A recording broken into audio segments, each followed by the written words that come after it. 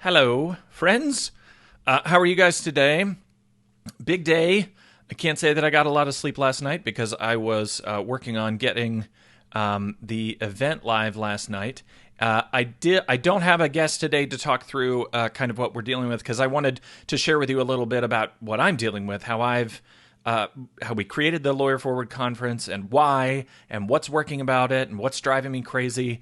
Because I think there's some lessons in this thing for you about how to adjust to this moment. I hope that you find it useful for that. So let me head over. I'm going to I'll go in reverse order a little bit and talk about the conference later because I want to talk through some of the lessons that I've gotten from the conference. First, a little bit in the news. I saw today that the PPP money is apparently all spoken for, which is great. My bank still has not sent me anything about my PPP application. No email, no birds with notes on their legs, no smoke signals or hand gestures of any kind. So I don't know anything. And apparently the money has gone. Congress is talking about putting more money into it, but it's really unclear when that will be because they're not officially out of session, but they're out of session right now, right? They're not there. So I don't know what the heck. People freaked out because a bunch of companies, restaurants and hotels were the carve out for this thing. You didn't have to have under 500 employees in order to get some of this money if you were restaurants or hotels because they were particularly hard hit. So the story that went around was that Potbelly's got money and they had more than 500 employees, and people are obviously saying, wait a minute, why did they get it? I don't know how to tell you how to feel about this. I mean, personally, if those people who were working at Potbelly's, those employees that were making $7 an hour or whatever, quite frankly, they need the money more than I do. And all I can do right now is say, good for them, and I hope it works out. As far as you're concerned and planning is concerned, I think it's important, and we've talked to some of the people teaching in our conference about this. I think it's important to just assume that your cash, go after whatever cash you can get. Apply for stuff, go try and get it. But what happens from there, there's just too many moving pieces. So just sort of accept what's coming. That's all we can do, right? Is accept what's coming. I wanted to share a few resources with you real quick. First was this article. This is from the Atlantic Science writer, and it's called Our Pandemic Summer. And Ed Young talks about how this summer is going to go and basically the pace of recovery.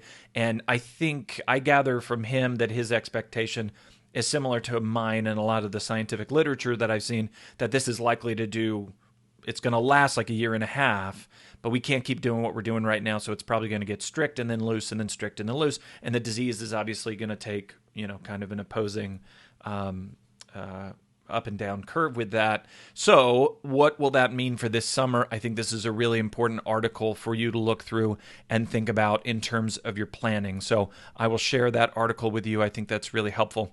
The other thing I wanted to talk about during the conference, but I couldn't find somebody other than me, frankly, that nerds out about this stuff, is the business model canvas. I'm going to share this video with you. The business model canvas is a way to think through your business model differently, right? And specifically to identify who's getting the value, where is it coming from, how are you charging for it, what are your resources, what are your assets. Thinking through each of those things is really important. I've shared this story many times about how Best Buy had to shift their business model while still having the exact same assets, right? When Amazon came around and they had to shift because people were coming in and just touching things and then buying on Amazon, it was really confusing for them to figure out how to adjust, but they had to. They used the exact same resources, just different sources of value and different ways of capturing it. So look out for that. I put that in the comments. I think that's really helpful. And then finally, in terms of resources, I wanted to share this article. This is from Larry Bodine, I think is his name. And he's talking about tactical, practical steps, things you can do to market your law practice. And they're pretty good. We've talked about a lot of that in the conference, but I also think it's useful just for the purpose of getting a list like that, right? Having a detailed list you can tick down is really helpful. So those are the resources I wanted to share with you today. I hope you guys are doing okay and thinking through some of these issues. I'll point back to the conversation with Keith Lee. He basically said, don't be a pessimist, but no, plan for what's coming. Mary Jutton in her session in the conference said, plan a best case scenario and a worst case scenario and a mid case scenario, and then just control what you can. Control what you can as things roll along. So hopefully you're able to do that. All right. The last thing that I wanted to talk to you guys about for a few minutes. So when I say last thing, I might babble on for a little bit. I wanted to talk about the conference. The videos, the first day of videos released today, and you can see this is me explaining the thing. This is Maddie's talk, and I'll just go down a little bit what they're each talking about because this will be relevant to the point that I'm trying to make. She talked about client-centered firms. Mark Homer talked about leveraging social media. Kristen Tyler of Law Clerk was on there talking about building your virtual team and outsourcing. Mike Ramsey was talking about Google My Business, which is such an untapped resource. Karen Skinner walking people through process design. Ed Kless, who is fantastic, talking about the value conversation. Chris White talking about his experience with building a rural firm. Allison Williams talking about processes. Jordan Ostroff about changing your communication strategy. Barry Seidel about his stumbling through experiences and what you can learn from it. I'm showing you that to tell you that is way more than I know. That is way more than I could have shared. And I'm glad that my friends are here. There's another day tomorrow of just as many videos, so there's a lot to go through, and it's way more than I could have created. So I had this moment. I'm going to tell you about my moment in dealing with the pandemic and what I think you can learn from it. I had a freak out. I'm not going to lie. I had a total panic attack. It was so the night that Rudy Gobert of the Utah Jazz basketball team tested positive for COVID-19. That was the night that everything changed because they shut down the NBA. And that was the first, there was talk about doing they knew that this was coming, and there was talk about doing games with no fans there because these players are such a huge financial risk, right? They're a huge investment. And so there was a lot of talk about what to do to protect these players. Well, when a player comes down with it, everything changed. Everybody freaked out. And following that, there was a lot of social change. There was a lot of movement.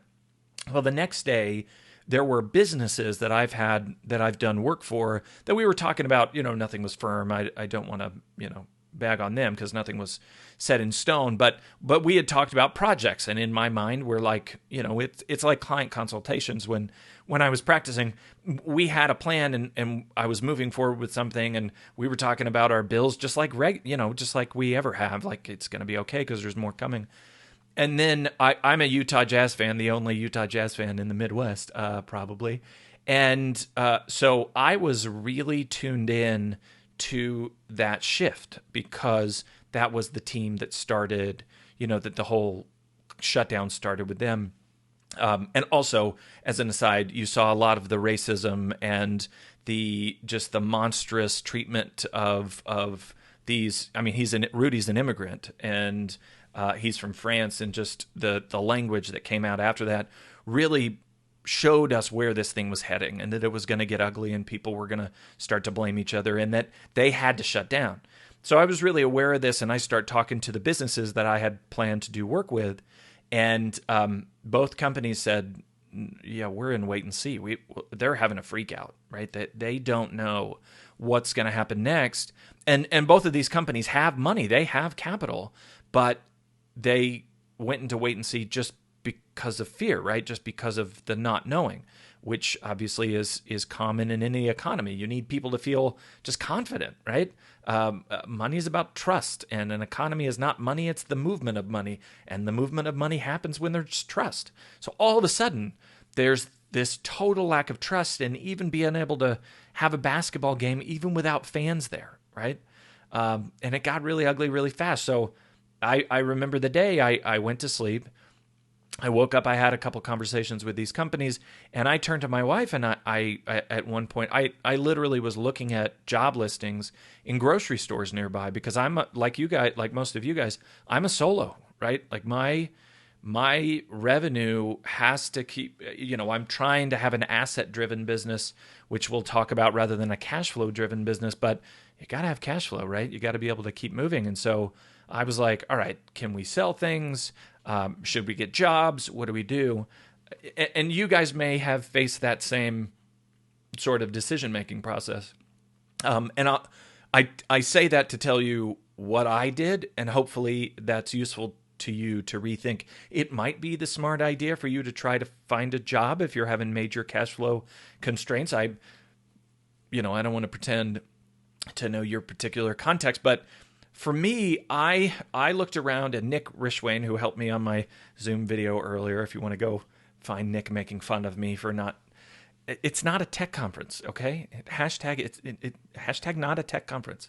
As I've said countless times, I'm an idiot. My wife has to tell me to turn on the computer and where the button is, okay? Not a legal tech influencer. Stop saying that.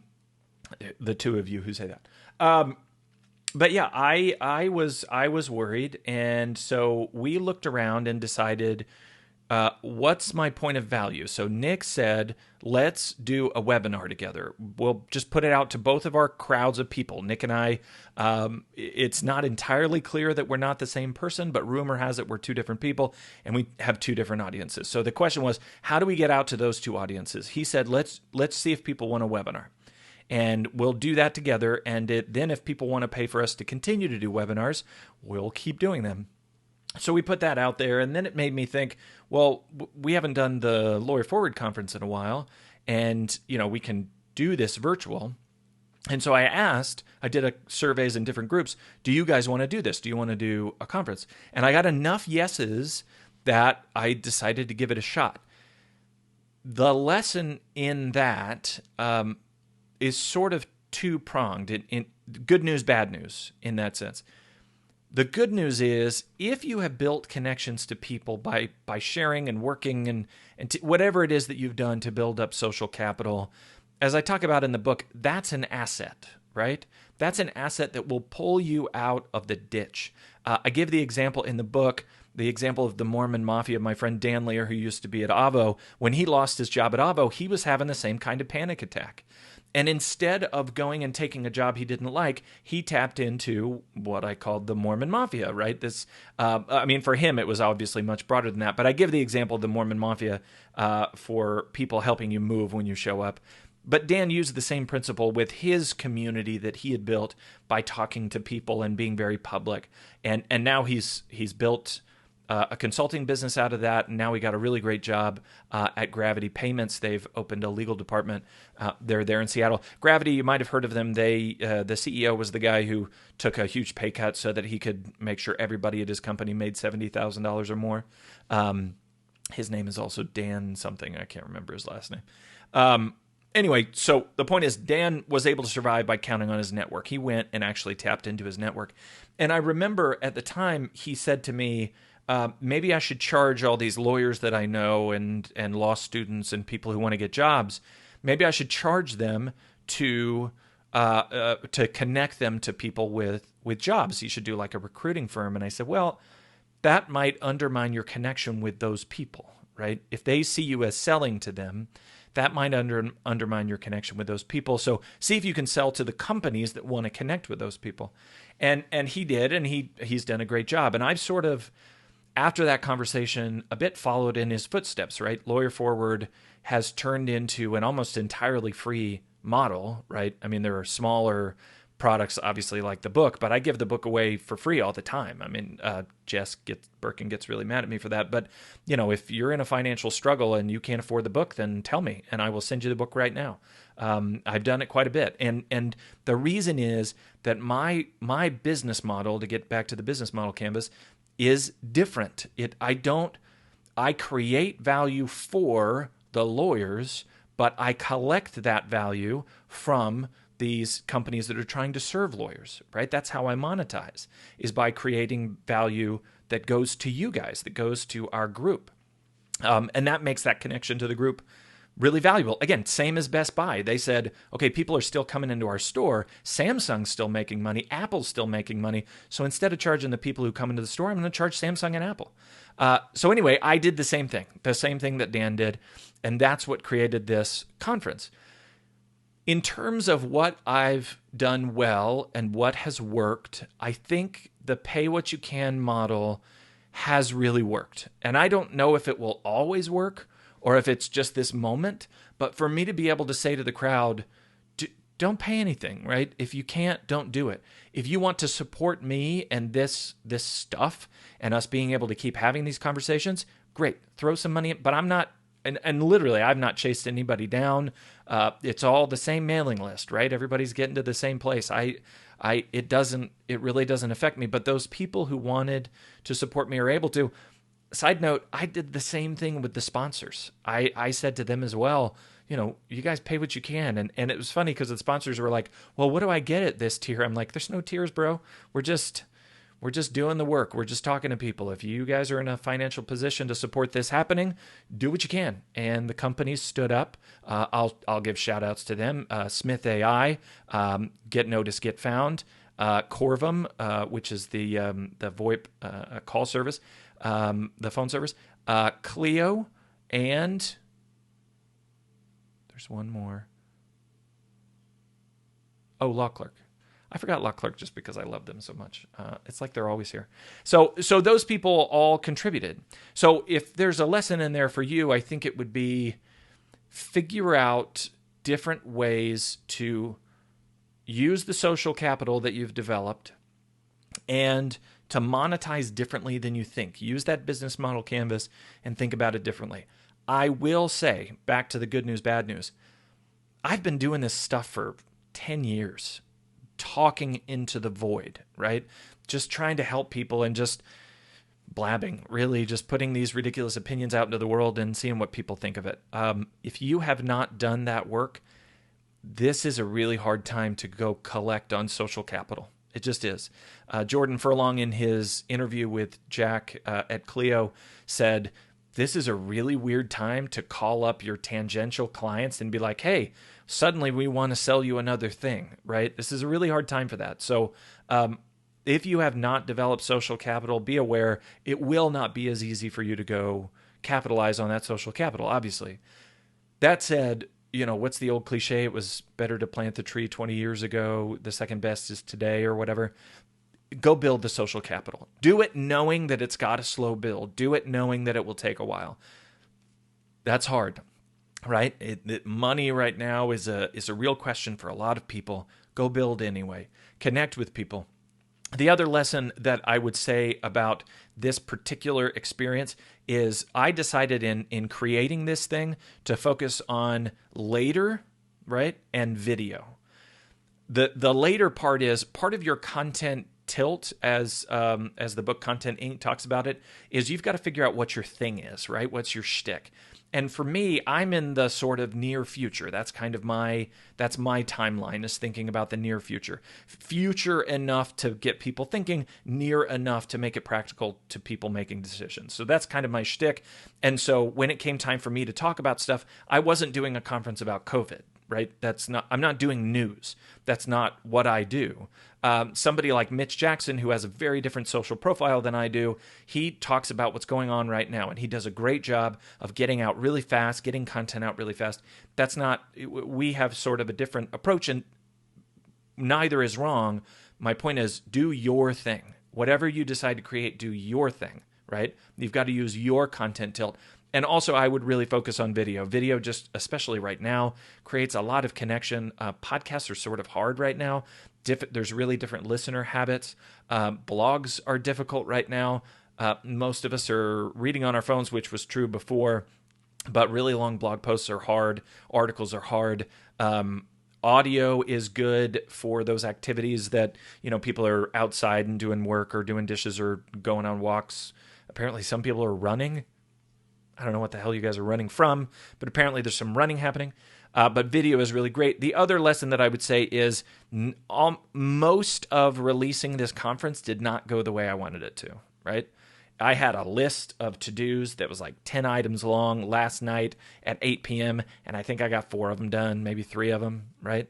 That's life. At this point, you're going to have to learn how to adjust and to accept, to do the best that you can.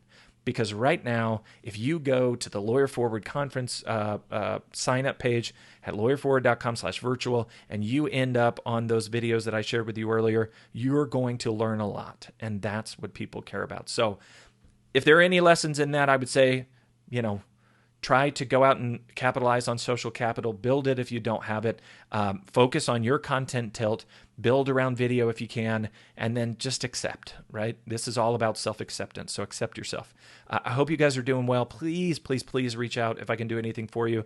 Make sure if you haven't signed up for the conference yet to do it. We will release the other 10 videos in the morning, and pay attention because on Saturday at lunchtime, noon Central, we're working on having a session with all the sponsors together in a room and me in a Zoom room, and we're chatting about the state of things. And in the next couple of weeks, we'll be engaging with the speakers in Facebook Live sessions and watch parties. So make sure you pay attention to the group. I appreciate you guys. I hope you're doing well. Go eat some more brownies. That's what I'm going to do. Have a good night.